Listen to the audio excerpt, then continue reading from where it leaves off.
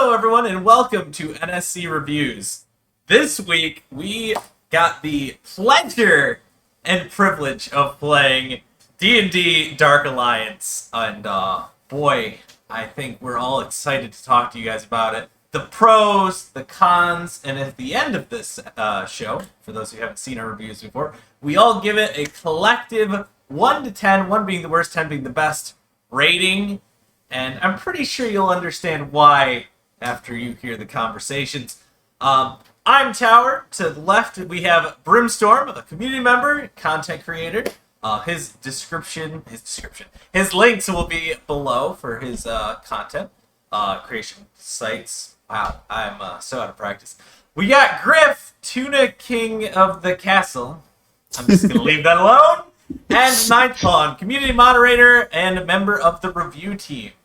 So, with that being said, we're going to get right into this, and I'm going to ask you guys, the pros. What would you guys consider the pros, the positives of D&D Dark Alliance?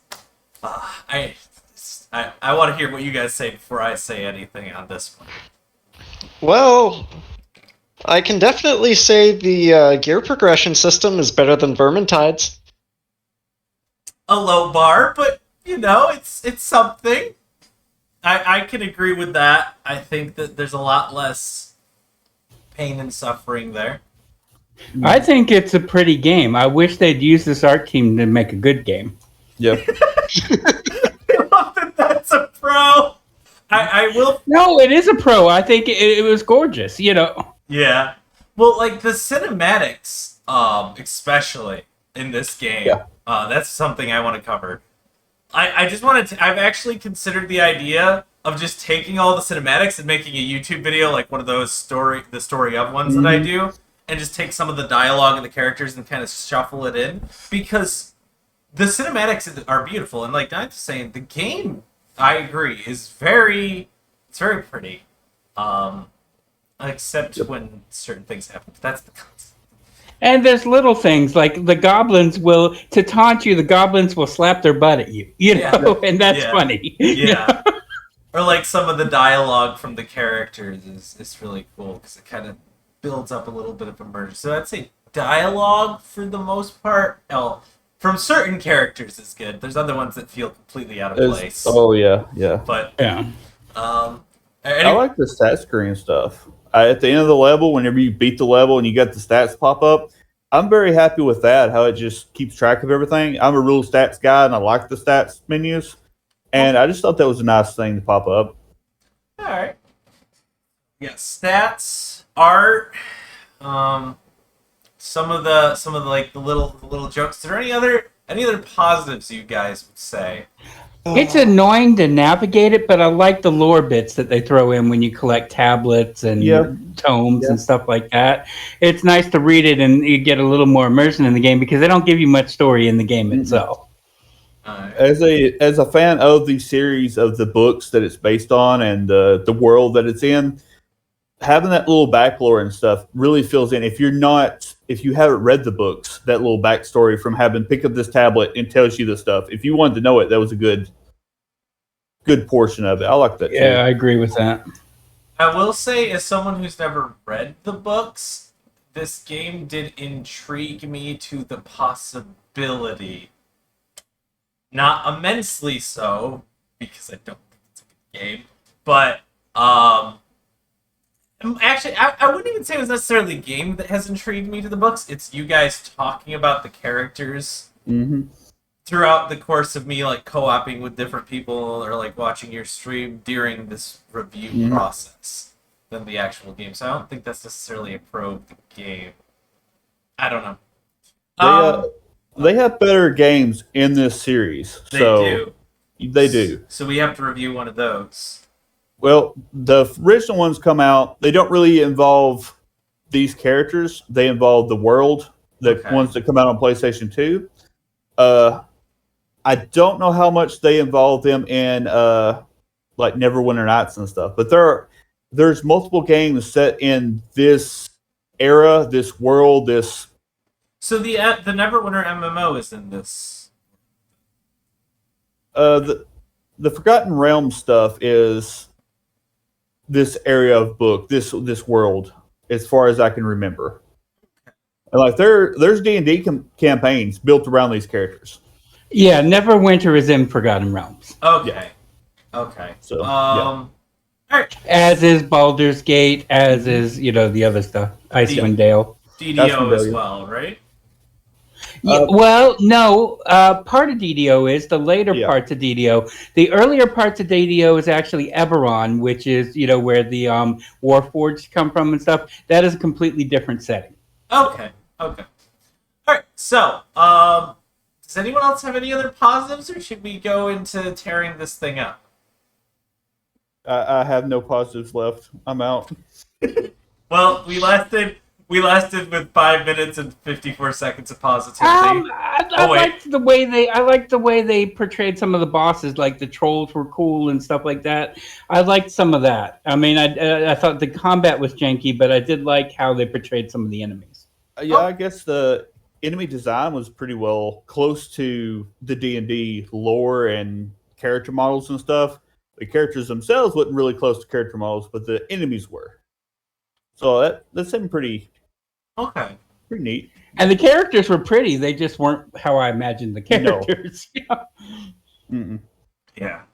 All right. So in that case, we are going to go over to negatives. You are now free to say everything that you disliked about this game, guys. I don't even know where to start on the negatives. It's so. You want me to start?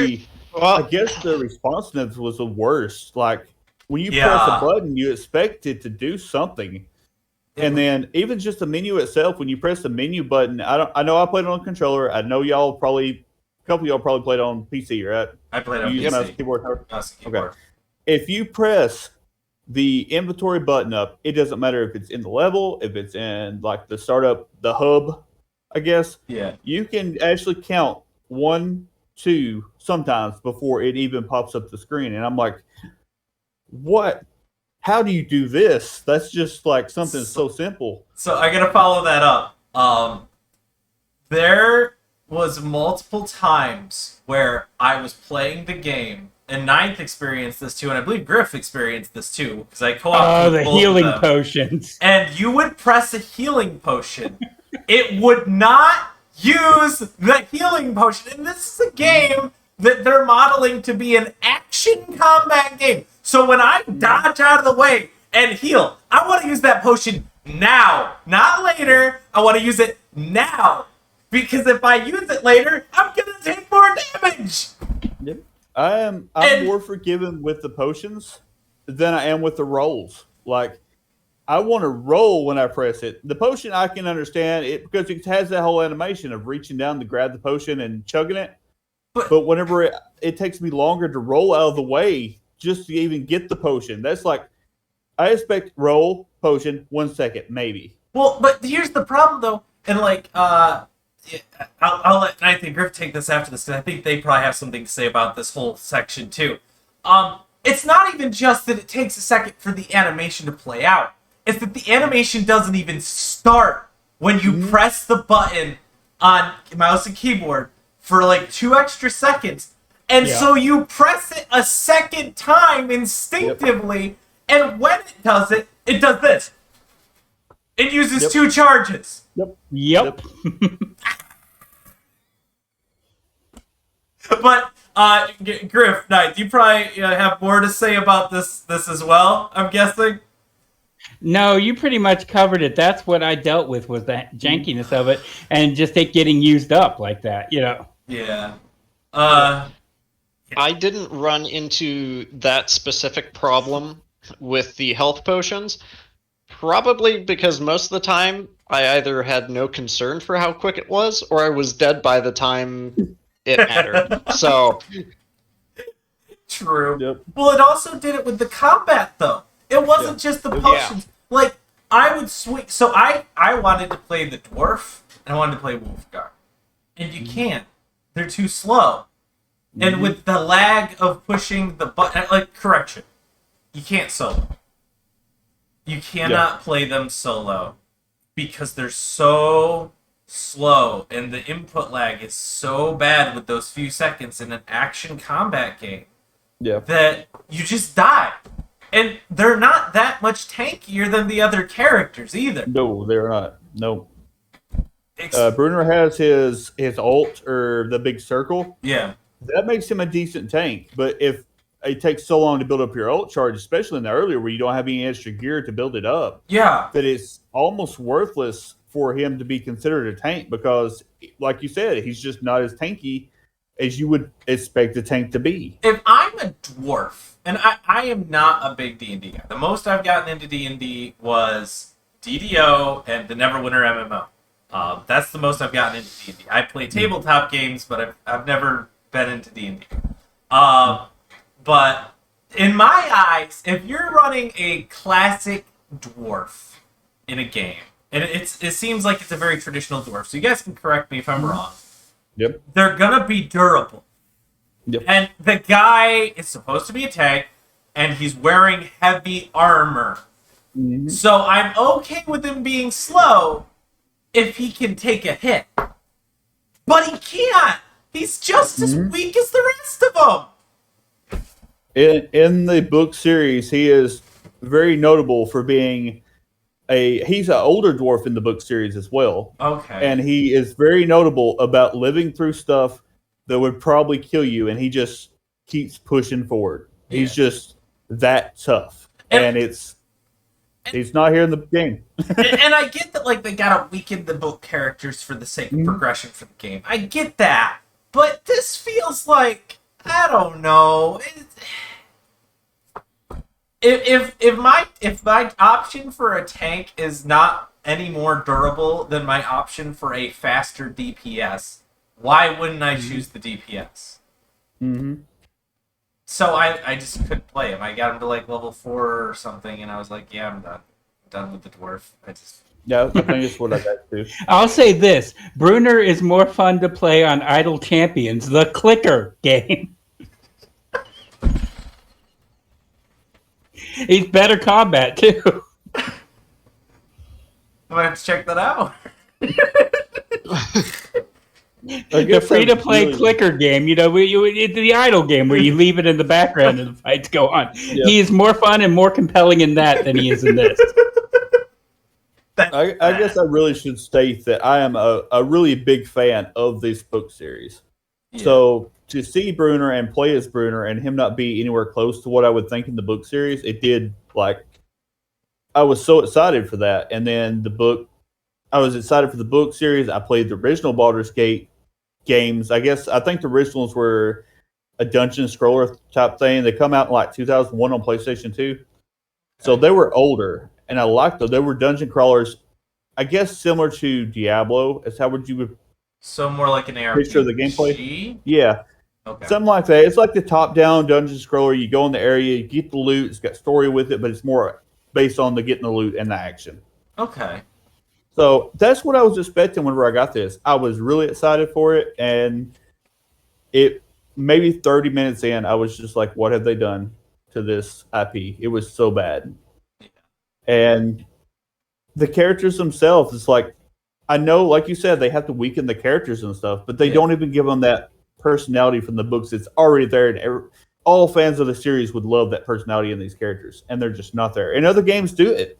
Like, Drizzt was in the Baldur's Gate games as an unlockable character, and even his voice acting back then was more close to what it should be.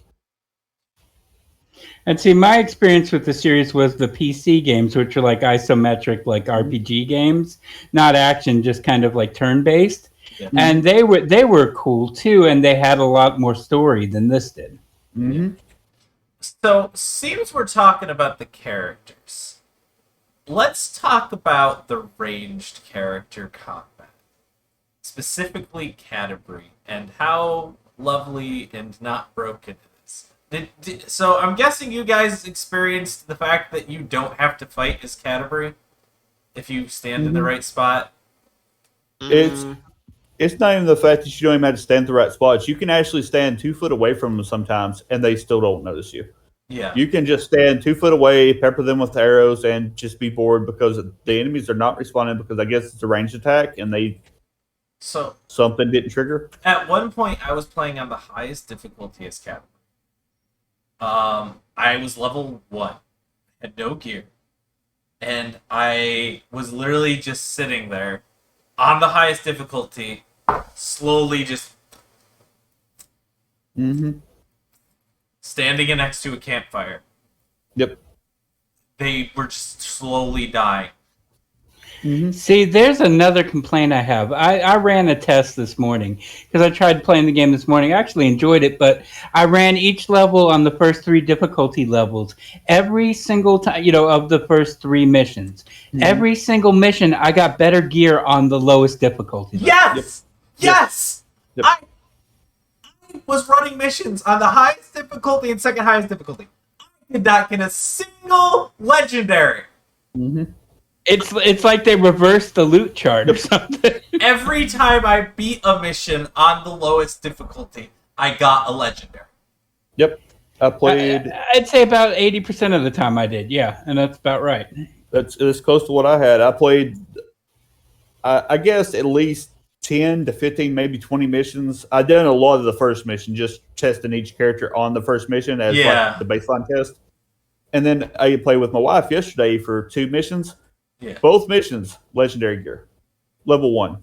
I was playing on level 3 before on the other ones because I was just going by my tier level. Is my gear higher than this number set? Yeah. Which that number set really raises the difficulty. It doesn't even like as far as you go down at level 1 on the first level. You can stand in the ice, like the little icicles on the ground. Yeah. And it doesn't do that much damage. If you go to like 3 or 4. It's almost instant kill. So I don't know what's past that because I never even tried it just because it was so clunky. I was like, I'm going to scream if I have to play this on 10. I don't know how. I commend you for playing on 10. It was so boring. Was too much. It was so boring. You had to cheese it. It wasn't even like playing on level 3 to me. The gameplay itself wasn't that hard. It was the mechanics that brutalized you. It was either the traps killed you almost instantly, or like I was stating earlier, like before we started the video, the guy threw a trap out. It shouldn't have hit me. I was out of the way. Instant kill. And it's like, so on max difficulty, if you touch the ice, you die. Yeah. Like literally, if you stub your toe on a little thing of ice this big, as Bruner, you die. Now, did you try falling off a cliff at max difficulty? Did that? It doesn't kill you. Okay, I was wondering because I knew it. It felt like it raised up a little bit. I didn't exactly just go and jump off cliffs to test how much damage I took. I just sometimes the climbing and jumping mechanics didn't work. And you know how I love puzzle games that let me jump. I love these games that are 3D and they let you jump so far all the time. I'm lying out my ass right now. Yeah. Watch the Doom Eternal review to see Brim's true thoughts on jumping.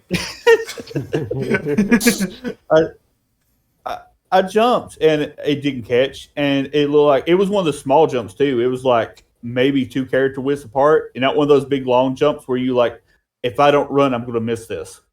And I felt like all the small jumps I would miss, and all the long jumps it would catch. Like one time I grabbed the edge and I was going down like the center of the gap. It was just so far off, and I was like, just something needs to work in this game. Yeah. And I think that's kind of the sentiment I have with this game, because we're approaching the 20-minute mark, so we're probably going to go to scoring soon here. But I think, and I kind of want to get your guys' opinion on this thought process here. I think my big sentiment with the game is exactly what Brim said. Something needs to work. There's a lot of potential. There's a lot of things I'm interested by. I'm really interested in the idea of a game that is trying to kind of emulate Souls-like combat without being super hardcore, and also a co-op game like Vermintide. That is appealing to me. I like that idea. I love co-op. We don't get enough good co-op games anymore. We don't. And so that's why I was so excited for this. And there's so many concepts in this that I'm like, this is going to be cool. And even when I go to boot up, like even yesterday, last night, I went to around like 4 or 5. It was last night. Yeah. I went to boot up the game just to play a little while, and it's just... I just couldn't get super into it. Like, Mhm. it's every time I was getting into it, I found another thing wrong with the game. Yeah. And Yeah. I think that's the big echo of truth here is that, like, I mean, it's like one thing we didn't even cover, just to say this really quick, was when you died, if you didn't take a short rest, the reset to the beginning of the level thing. I mean, that is just it's way too punishing on the lower difficulties, because anyway, though. But yeah, so we're at about the 20-minute mark. Is there anything else you guys really want to bring up before we go to scoring? I want to bring up everybody's favorite character, Canterbury, and just note how obnoxious her character is. Oh my god, yes. Not It my was like favorite playing character. I like Dritz, The character from Dragon Quest combat-wise. that y'all hated Yeah. when we done that, I found Canterbury to be more annoying than her. Because Oh, sorry. Go. it just feels like she doesn't have the right accent for the character. She doesn't have any. In the books, she's a strong character. In this, she feels like a teen that has just learned, or a teenager that either is cursing behind their parents' back or just gained the ability to curse. Because it just seems like all her smack talk is written by a teenager that wants her. It doesn't feel right. It's just horrible feel right. She's like the edgy teenager that just turned 21 and is like telling everyone, "I can drink now." Yeah, It completely like that, and it just there's so much about the character designs that I don't like. I don't like Drizzt's voice. I don't like the character models because Canterbury does not look anywhere close to that. I don't know what kind of steampunk stuff they were going with her like headgear and stuff. She also has a sword in the books, and all her melee is her kicking. She doesn't. And since you don't know a lot about the books, her either her bow or her quiver gives her unlimited arrows. so That's one of her things that she's got. It's a magic bow or a magic quiver, and she gets unlimited arrows. She never runs out. That's fine in the game. She doesn't run out, but she still has arrows like constantly in her quiver. And then whenever you like all the characters, when you swap out their weapons, every one of their weapons in the books they're enchanted and they're magical. And they like Drizzt's scimitars, he would never trade out his scimitars in the books, and you immediately swap this stuff out. So none of that fits. It's like they didn't know the source material they were working with. Yeah, it's like, oh, here's D&D. These are the characters. That's it. That's all you get. Just come up with whatever. Just using it as a standing point or a template without actually respecting what it was. Yeah, and that's the thing. They used the characters as paper dolls, and they didn't put any breathe any life into them at all. Mm-hmm. Any other big things before we wrap it out here? No. Griff? No. All right.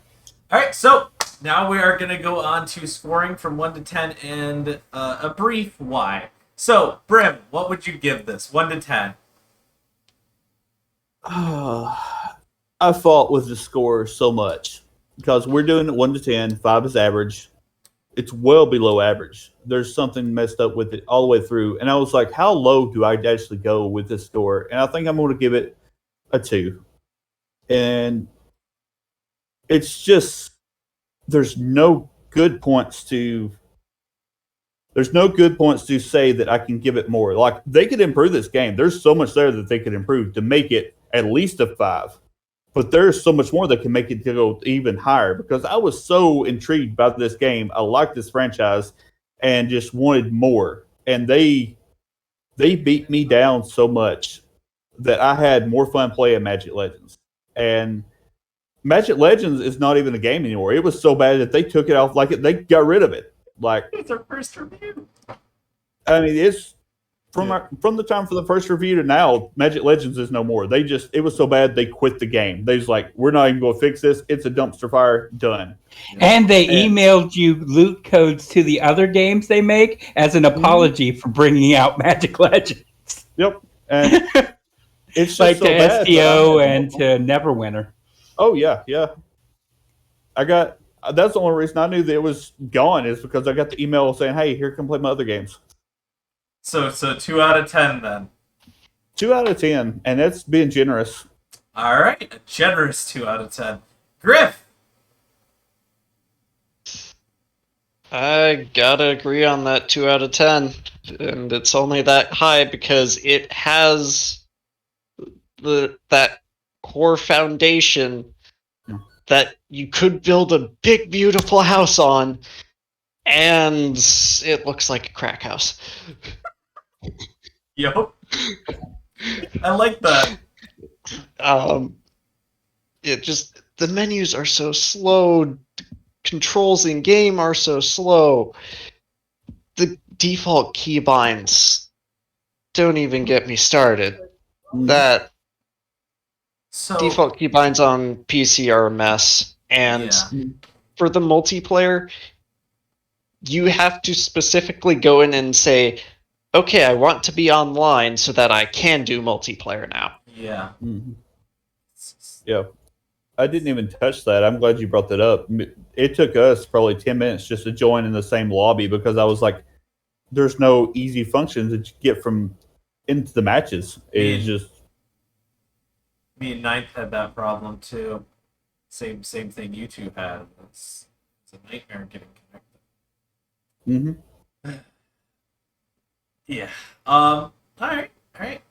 One thing Griff just made me think about that I want to say really quick. And I don't want to forget about this is the keybinds in the menus. When you tried to adjust your volume or turn off motion blur on PC, you could not drag the bar. You literally had to sit there and click the thing or hold left or right on your keyboard and watch it slowly go down. And even if you put motion blur at 0, there was still motion blur. Yep. I just wanted to touch on that really quick. But 9, 1 to 10, and why? I'm going 2 as well, and it hurts me to do this because I was excited for this game. I was more excited for this game than you were for Magic Legends. I really wanted this to be good, and it just wasn't. And the bad parts of it were inexcusable, like inability to do multiplayer. This is a big game released by a big studio. Indie games get multiplayer right consistently. Yeah. They get menus down pat consistently. They get combat systems down right consistently, and it is inexcusable for a big game to release this or a big studio to release this as a finished product. Yeah.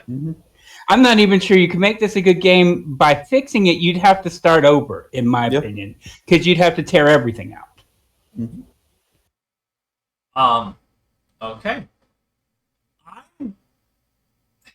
I was thinking about giving it a 3 before the review started, but now I think I like Griff's analogy the most, where it has a good foundation, but it looks like it looks like a crack house, or they built a crack house on a good foundation. Yeah, and then I feel like I'm giving it points because I wanted it to be better. It's like I'm having mercy on this thing. Which is not a good reason to give it points, but at least it didn't brick my computer. 2. It's a 2. Yeah. I'm disappointed. Not as disappointed as Ninth, because I'm not, or Brim, because I'm not a big fan of the series, but that this was... I chose this game as the game to play first when I finished my move to Florida, because I figured it'd be an easy one to review because it had the backing that I had. Nope. So I'm gonna go with the 2. So I guess our average would be a 2 with a total of 8 points. Yeah, even Tower can do that math. Even I can do that math. Yeah, the 8. That's sad, but there we go. So thank you all for watching this episode of NSC Reviews. We'll be putting up more as we review games, and if you ever want to get involved in the reviews, join the Discord community and ask about it. We're always willing to take different people on if slots open up in the review team. Thank you to Brim, Griff, and Ninth for joining me, and thank you all for watching. don't forget to like and subscribe for more content in the future. Alright, bye! Special thanks to our patrons, Blue Phoenix, Louie, Drew, Hollowed Zen, Antiox, Kazlor, NinthPawn, AJ, Evil Gummy Bear, A Knight Errant Gravy Train, and Suboptimal Preservation Society. Thanks, guys!